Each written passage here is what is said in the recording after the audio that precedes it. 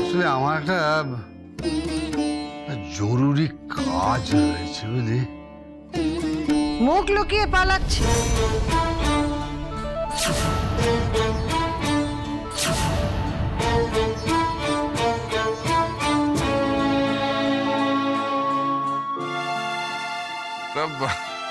মুখ লুকিয়ে পালাচ্ছিস কেন?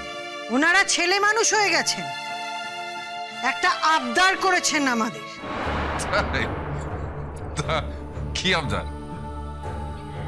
তোমার ছেলের শ্বশুর বাড়ি থেকে একটা ছেলে মানুষই আবদার হয়েছে।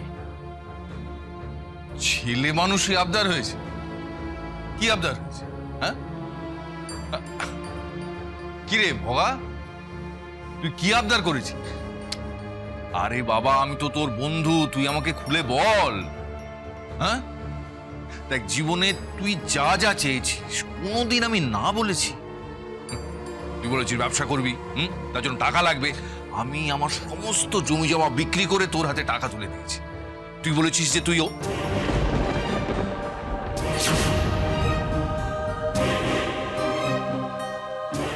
কি হলো, থামলে কেন?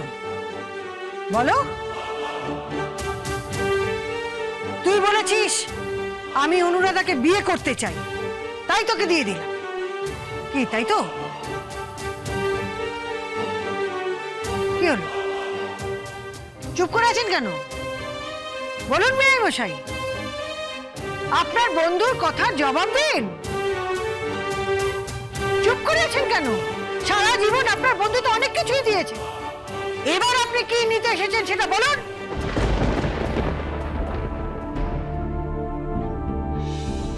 বলতে পারছেন না তো? আমি তোমাকে বলছি, তোমার বন্ধুর এবার নজর পড়েছে এই অযোধ্যা ভবনের ওপর।